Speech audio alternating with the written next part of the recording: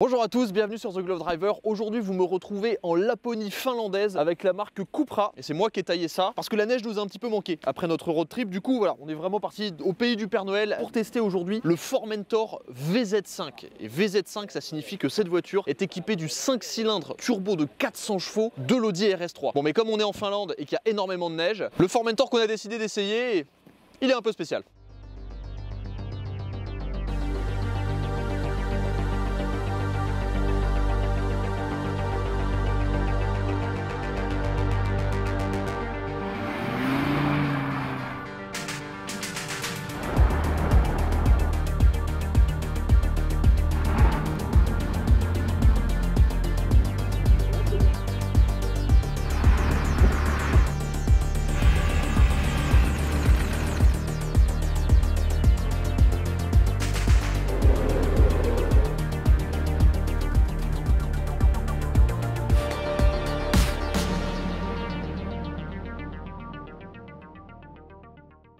L'avantage de la Laponie, c'est qu'il y a beaucoup d'endroits pour s'isoler. Déjà, petit rappel de ce qu'est la marque Cupra. Vous connaissez tous la marque Cupra pour ses versions sportives de Seat, mais depuis 4 ans, Cupra est une marque à part entière. C'est vrai qu'au début, moi y compris, j'étais un peu circonspect sur l'utilité et la raison d'être de cette marque, mais finalement, et je dis ça de manière totalement objective, je trouve que la marque a parfaitement réussi à s'intégrer dans le paysage automobile en se plaçant entre le généraliste et le premium. Depuis 4 ans, la marque a distribué environ 80 000 véhicules, ce qui est quand même pas négligeable. Sur la gamme, on a évidemment le Formentor, qui est un véhicule unique à Cupra, évidemment qui partage des bases avec d'autres véhicules, mais en termes de design et de forme, on va dire que c'est unique à Cupra. On a la Leon, que je vous ai partagé sur Instagram et dans un vlog il n'y a pas longtemps quand j'étais sur le circuit Bugatti. On a l'ATK, et bien sûr, on a la Born, qui est la voiture électrique, un peu basée sur l'ID3, avec, je dois le dire, beaucoup plus de design et un look un peu plus sympa. Cette voiture, le Formentor VZ5, c'est vraiment le porte-étendard de la marque. C'est pour dire, regardez, on a mis un 5 cylindres Audi dans notre Formentor. Le Formentor existe bien sûr dans différentes versions. La version qui est la plus vendue, c'est la version 245 chevaux hybride. Et c'est vrai que, sans parler de la motorisation pour le moment, je trouve que c'est des voitures qui se démarquent vraiment très bien en termes de design dans le paysage automobile. J'aime beaucoup l'identité visuelle de Cupra et j'avoue que des Formentor dans Paris, j'en vois toute la journée et je trouve que c'est vraiment un beau SUV. Et c'est assez rare que je dise ça. Ça, c'est le Formentor VZ5. La particularité, évidemment, je vous en ai parlé, ça se passe là-dessous, je vais vous ouvrir le capot dans 30 secondes. On a le 5 cylindres 2,5 litres turbo d'origine Audi que vous retrouvez dans la RS3, la TTRS et plein d'autres modèles. 390 chevaux, presque 500 Nm de couple disponible à 2000 tours minute. Un système 4 roues motrices avec un système de répartition de couple intelligente et un différentiel à glissement limité. Une face avant particulière à cette version VZ5 avec ici des parties beaucoup plus acérées en carbone, des jantes spécifiques, les coques de rétroviseur en noir, l'entourage des vitres en noir et bien sûr à l'arrière, en plus de l'appellation VZ5 qui est donc évidemment unique pour ce modèle, on a les 4 sorties d'échappement un peu, je sais pas comment expliquer, trapézoïdales. Bref, ça me fait penser à une Lexus ISF. Donc c'est vraiment comme ça qu'on reconnaît un Formentor. On a aussi à l'extérieur des jantes qui sont spécifiques à ce modèle et un système de freinage qui est là aussi spécifique au VZ5.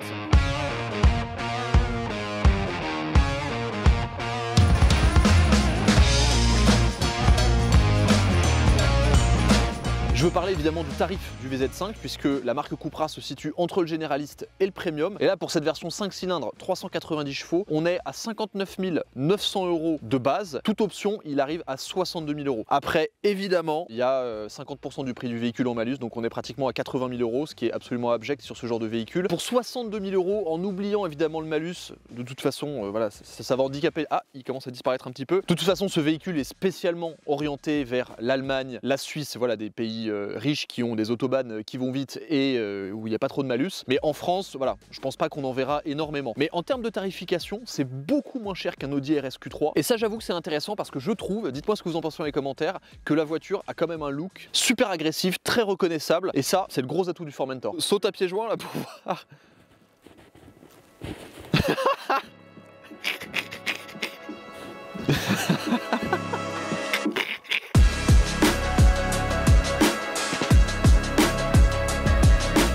Mais Même si le design et la carrosserie sont spécifiques à Cupra, évidemment la voiture partage sa base avec le RSQ3, c'est la nouvelle plateforme MQB Evo. Donc on a une architecture qui est complètement similaire avec le 5 cylindres qui est, je dois le dire, placé assez bas dans le moteur. Donc ça, je pense qu'en termes d'équilibre, ça va être intéressant et de dynamisme, ça on va le tester juste après. Mais donc ce 5 cylindres, je vous l'ai dit, 390 chevaux, environ 500 Nm de couple, 0 à 100 en 4 secondes 2, c'est plus rapide de 3 dixièmes par rapport au RSQ3 parce que la voiture est un peu plus légère et on a une Vmax de 250 km/h. Ce qui est intéressant, c'est que cette voiture se veut être un peu moins exubérante que l'Audi et donc par exemple en termes de réglage moteur et de ligne d'échappement, on va avoir une voiture qui va être un petit peu plus discrète, un peu plus dans un esprit SUV de tous les jours. J'avoue que je trouve ça plutôt pertinent parce que je suis pas forcément partisan d'une voiture qui fait des pop and bang dans tous les sens, même si évidemment avec les FAP ça commence à se limiter. Mention spéciale pour ce superbe cache moteur qui s'enlève quand même très facilement et pour le poids du capot. Vraiment, il faut être costaud et pas de vérin sur le capot. Mais bon, économie de poids. Pour terminer sur le design, ce que j'aime beaucoup, c'est cette barre de feu LED à l'arrière qui est allumée lorsque les phares sont allumés, évidemment. Le logo Cupra ici, l'inscription Cupra, le petit logo VZ5 qui est assez design, et bien sûr, les quadruples sorties d'échappement avec ce diffuseur qui est en carbone. Ça encore, c'est spécifique, comme sur la partie avant, sur le VZ5. Je trouve que vraiment, ce SUV a de la gueule, si je peux le dire comme ça. Dites-moi ce que vous en pensez. À l'intérieur, on note une ambiance vraiment particulière à la marque, avec notamment les nombreuses touches un peu couleur bronze, spécifiques évidemment à l'image de marque de Cupra. On en retrouve sur le volant, sur le logo, sur les surpiqûres, autour des aérateurs. Ça, j'avoue que c'est vraiment sympa. Il y a une ambiance assez sportive, assez cossue. On sent qu'il y a vraiment beaucoup d'efforts de présentation qui sont faits. On retrouve l'instrumentation centrale classique des Golf 8, Audi S3, Audi RS3, Audi A3. Voilà, c'est ce qu'on voit tout le temps en ce moment avec ce petit bitonio là pour choisir les vitesses. Si je dois donner un avis général sur l'intérieur, visuellement c'est très bien. En termes de fonctionnalité, tout est tactile, à part les boutons du volant. Fort heureusement, sur la borne tout était tactile, sur le volant c'était absolument atroce. Là ça reste à peu près accessible sur le volant. En revanche, au niveau du système d'instrumentation, c'est trop compliqué. Moi je suis désolé, j'aime bien avoir quelques boutons, il n'y a pas de bouton pour la clim. On doit trop chercher dans des menus, des sous-menus pour aller trouver ce qu'on veut faire.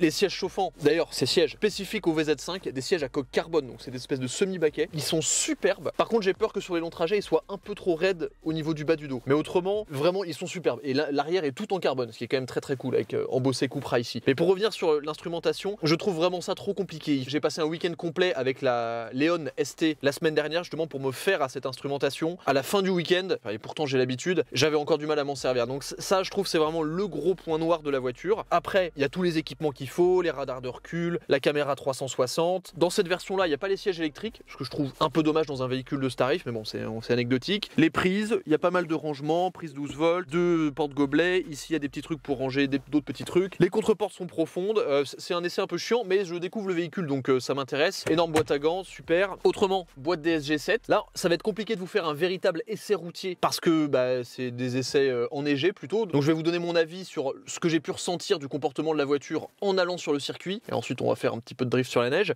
Mais pour l'instant, évidemment, on a l'agrément du 5 cylindres, que ce soit en termes de confort ou de perf. Voilà, c'est un moteur qui est super élastique, qui a du punch. La voiture a beaucoup de grip, elle semble assez dynamique. En revanche, pour l'instant, il m'a semblé que la boîte DSG était un peu lente. C'est pour l'instant ce que j'ai pu ressentir. J'ai trouvé qu'elle était un peu lente, notamment quand on la mettait en mode manuel. On appuie sur la palette, il y a une petite latence et ensuite ça joue. Peut-être que l'inertie du 5 cylindres lui demande un peu plus d'effort et qu'elle a un peu de mal à la manager, je ne sais pas. Autrement, il y a énormément de modes de conduite, tout est paramétrable, ça c'est un peu classique. Et petite mention spéciale pour la clé. Alors je sais pas si les clés des Golf 8 et des Audi A3 sont les mêmes, mais elle est très jolie, bien solide. Et petit détail sympa, le bouton ESP off est en plein milieu de la console.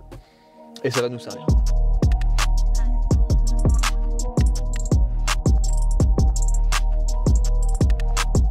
Actuellement, on se trouve dans un endroit assez incroyable. On est sur une route privée qui est en réalité une piste de rallye. Et les instructeurs nous ont expliqué que à cet endroit, c'est-à-dire un endroit où c'est recouvert de neige et où la route fait à peine 3 mètres de large, les pilotes avec leurs voitures de WRC et autres voitures de rallye passaient à plus de 220 km/h. Je vous assure que la faute se paie cher, mais ça permet en tout cas pour nous d'apprécier d'une part la sonorité du 5 cylindres, écoutez, de jouer un petit peu avec les modes de SP. Bon, ils nous ont dit de pas le déconnecter. Évidemment, j'ai écouté et je suis en mode drift avec tout déconnecté aux palettes. Il faut se respecter un minimum. Mais sur une note un peu plus touristique, parce que c'est vrai que c'est pas facile de vous parler du comportement de la voiture. sur ce genre de conditions. C'est assez incroyable comme décor, je ne suis jamais allé dans un pays nordique de ma vie. Et c'est vrai que en France, ça paraît bête ce que je dis, mais en France, quand on veut voir de la neige, on va dans la montagne. Et là, en fait, c'est que de la plaine, c'est un petit peu vallonné, mais tout est recouvert de neige. On est à quelques centaines de kilomètres du cercle polaire. C'est très intriguant parce qu'on se demande presque comment il peut y avoir de la vie avec des conditions aussi extrêmes, même si là il fait pas si froid. C'est vraiment génial en tout cas de pouvoir découvrir ça et de pouvoir vous filmer des voitures dans ces conditions et dans ce genre de décor. Enfin, il y a un lac gelé là-bas, c'est extraordinaire. Donc petit message de remerciement à vous tous de nous suivre, Pierre et moi, et de nous permettre d'accéder à ce genre de choses et de nous permettre de pouvoir vous produire ce genre de contenu, parce que je vous cache pas que pour nous c'est vraiment exceptionnel. Et évidemment merci Cupra pour l'invitation. Par la magie du montage, vous me retrouvez pour quelques minutes en France à bord d'un Formentor VZ5. J'ai essayé la voiture, sauf que les conditions de neige, enfin les conditions qu'on avait en Laponie, n'étaient pas du tout les bonnes pour vous donner un véritable ressenti de conduite et d'utilisation sur la voiture. Parce que bon, la neige en France, jamais on aura des conditions comme celles de Laponie. Donc j'ai demandé à Cupra si je pouvais le réessayer, et du coup là j'ai vécu avec pendant 2 jours. Ça va me permettre de vous donner mon ressenti un peu plus complet sur la voiture, sur ce VZ5, sur cette version 5 cylindres, mais aussi sur le Formentor en général. Parce que ma conclusion, je vais déjà pratiquement vous la donner, c'est que le 5 cylindres c'est génial mais ça sert à rien, et que la version à acheter c'est même pas la version 310, c'est la version hybride. Vous allez comprendre ce que je veux dire. Je vais commencer par parler du Formentor VZ5 dans un environnement du quotidien. Déjà la première chose que je note, et c'est ce que j'avais dit durant l'essai en Laponie, c'est que ces sièges baquets là, les sièges Sport Cup je crois, ils ont beau être superbes avec leur coque carbone et leur design ultra sportif qu'on pourrait retrouver dans des supercars, ils sont pas très confortables.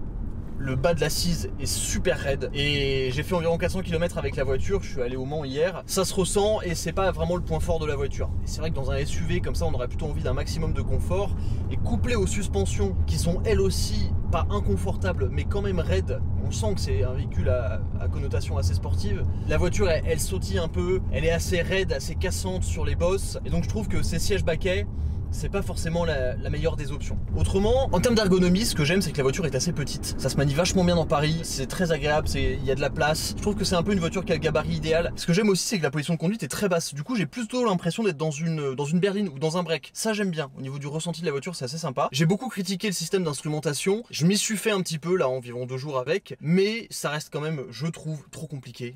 Surtout le panneau d'instrumentation centrale à l'écran tactile et tout. Rien que pour mettre les sièges chauffants, il y a 5 clics sur l'écran. Moi je suis désolé, mes sièges chauffants, j'ai envie d'avoir un bouton sur le côté ou sur la planche de bord. Donc ça, je reste un peu quand même sur ma position. C'est pas aussi mauvais que j'ai pu le dire dans la présentation statique, mais je trouve vraiment pas ça dingue. C'est trop compliqué. Pour moi, c'est vraiment un point noir. Autrement, on s'y habitue. Apple CarPlay, pam, c'est simple. J'ai mis vraiment 2 jours à réussir à vraiment à comprendre comment fonctionnait la climatisation. Maintenant, la particularité de cette voiture, c'est le 5 cylindres. Le 5 cylindres 2,5 litres turbo. Au quotidien, franchement, c'est un moteur génial. Énormément de couple. La plage d'utilisation de la voiture est vraiment entre 1500 et 2500 tours minute en mode confort. Ça pousse tranquillement. La boîte, exactement comme je l'ai ressenti en Laponie, est pas très réactive, je trouve. Parfois, elle tient les rapports trop longtemps. Parfois, elle coupe d'un coup. On sent qu'elle est pas très optimisée pour ce moteur. Mais ce 5 cylindres, voilà, il est génial. Il a de la voix. Vraiment, ça tracte, c'est impressionnant quoi. Ça marche vraiment très fort. Les performances sont vraiment au rendez-vous. Maintenant, est-ce que ça sert à quelque chose dans un SUV comme ça? J'ai envie de dire non. Ça consomme pas tant que ça. Je m'attendais à pire, mais c'est relativement économique. En ville, ça boit un petit peu, mais sur l'autoroute, franchement, ça va. On fait à peu près 450 km avec un plein. Je vous cache pas qu'en ce moment, avec le prix de l'essence, c'est pas le truc le plus agréable. Ce qui m'a vraiment bluffé sur la voiture, c'est en termes de comportement dynamique. Même si j'ai pas tendance à m'intéresser énormément au comportement dynamique d'un 4x4, enfin d'un SUV, je dois dire que, comme pour le Cupra ATK, c'est une très bonne surprise. La voiture est neutre, vraiment stable, avec une grosse tendance au survirage, vraiment. La voiture est très facilement lisible, on sait bien ce qui se passe sur les 4 roues. On n'a pas la direction la plus précise du monde, mais quand même, c'est assez direct. J'aime beaucoup l'ergonomie du volant d'ailleurs, il est très facile à prendre en main. Il y a un vrai travail sur le châssis qui est fait de la part de Cupra, donc ça c'est une bonne chose. Je trouve que on peut s'amuser avec la voiture. On a toujours cette petite sonorité là du 5 cylindres que j'aime beaucoup, qui est vraiment très agréable. C'est pas explosif comme un RS3 ou un RSQ3 où il y a des pop and bang dans tous les sens. Vous voyez, c'est juste la bonne sonorité qui va bien, je trouve. Ça, j'aime beaucoup. Donc pour résumer, point fort de la voiture, le look, l'ambiance générale. Je trouve que c'est une voiture qui a un vrai caractère qui se démarque, une vraie prise de parti en termes de design, etc. Franchement, j'aime beaucoup, j'aime bien ce que fait Cupra en ce moment. Moteur, évidemment, agrément de conduite fantastique, grosse performance, vraiment ça watt, c'est impressionnant. Châssis en général, comportement dynamique, franchement c'est bien. Le système de répartition de couple qui est le même que dans la RS3 permet vraiment de s'amuser, de prendre des gros survirages, de mettre la voiture à l'équerre. Point faible, je suis obligé de mettre la consommation parce que ça boit quand même un petit peu. Confort général, c'est vraiment dû au siège, mais même les suspensions sont quand même assez raides, puis les grosses jantes et tout.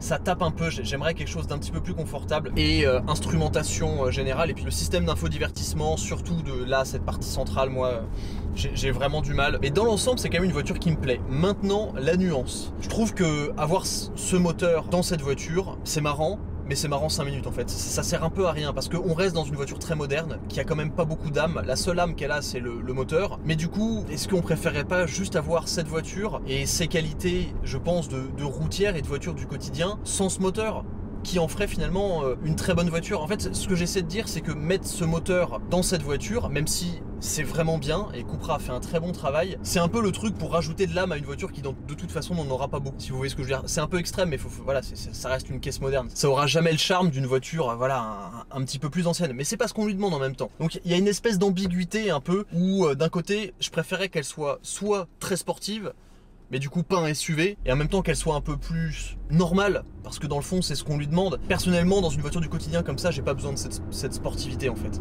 C'est pour ça qu'en me renseignant sur les différentes motorisations qu'il y avait, j'ai vu le 2 litres 245 chevaux hybride. Et moi je pense que ça, c'est la meilleure version, parce qu'on a la finition Cupra, intérieur-extérieur, que j'aime beaucoup. On a techniquement la même bagnole, en beaucoup plus confortable, sans malus, parce qu'il y a quand même 30 000 € de malus sur cette voiture. 245 chevaux avec le 2 litres, c'est très bien. C'est quand même un moteur qui a un peu de couple et tout, donc en agrément au quotidien c'est super. On économise beaucoup d'argent, environ 40 000 €, et on a une voiture qui a quasiment le même look, la même ergonomie à l'intérieur. Les gens la remarquent beaucoup cette caisse, hein. C'est marrant, mais surtout avec cette peinture mate, les jantes couleur cuivre et tout, les gens la regardent énormément, et je trouve ça sympa. Donc voilà, ça c'était pour mon avis sur la route. C'était simple, hein. Vraiment, je suis parti à côté de chez moi, je vous en parle, mais c'était plus pour agrémenter cet essai, on va dire. Maintenant, on va revenir sur la partie fun, la partie gros travers de port en Laponie. Ça a aussi son intérêt.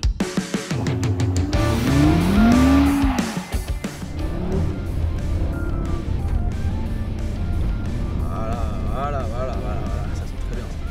Hop là.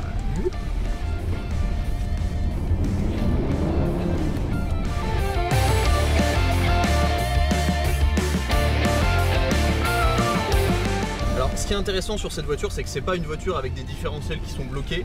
C'est une voiture avec un différentiel à glissement limité. Et donc en fait, c'est la voiture selon la glisse, selon l'angle, qui va répartir en fait le couple de manière intelligente entre les 4 roues. Et ça se sent tout à l'heure, quand on était vraiment sur la partie gelée, on sentait qu'il y avait vraiment les 4 roues qui cherchaient pour un maximum de grip. Hop.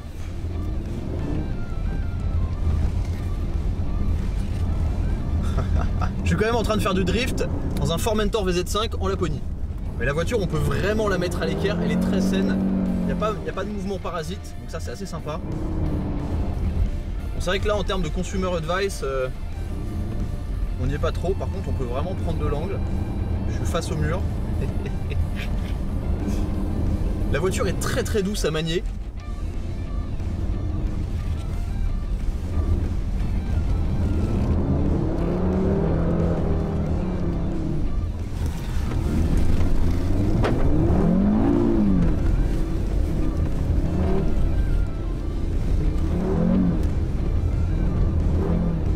Aujourd'hui, les conditions n'étaient pas vraiment celles d'un essai classique, mais le plaisir de faire des images dans la neige, c'est juste quelque chose d'extraordinaire. J'espère que cette vidéo vous a plu. Si je dois apporter vraiment une conclusion sur ce Formentor VZ5, personnellement je suis très content qu'il existe, même si je ne suis pas forcément fan du principe même du SUV. Ça reste une voiture confortable, polyvalente, qui a un design qui est quand même sympa, on dirait presque une compacte un petit peu surélevée. La présence du 5 cylindres, c'est toujours génial de toute façon dans une voiture de sport. Là, je pense qu'on est sur quand même une voiture qui a des caractéristiques un peu plus fun qu'une Audi RS3. Alors, j'ai pas essayé la nouvelle, c'est vrai vrai que la nouvelle a un mode drift avec la puissance qui s'envoie à l'arrière et qui permet de glisser, donc elle serait sûrement aussi très à l'aise dans ces conditions. Mais là on sent qu'il y a quand même un vrai côté propulsion sur la voiture. Même si le couple varie vraiment entre les 4 roues, il y a vraiment un côté plutôt propulsion. On peut la conduire comme une vraie 4 roues, c'est-à-dire avec le volant droit, je vous ai montré, pour aller vraiment chercher des angles et de la trajectoire à l'appel contre appel. Dites-moi si parmi vous il y a des gens qui seraient intéressés par acheter ces voitures, ça m'intéresse. Je trouve que c'est un produit intéressant. Et bien sûr, un grand merci à Cupra de nous avoir permis de filmer ici en Laponie. C'est vrai que c'est assez exceptionnel. Donc un immense merci à vous d'avoir regardé, j'espère que ça vous a plu. Et à très vite sur The Glove Driver pour de nouveaux essais. Et peut-être d'autres sur la neige, je ne dis rien.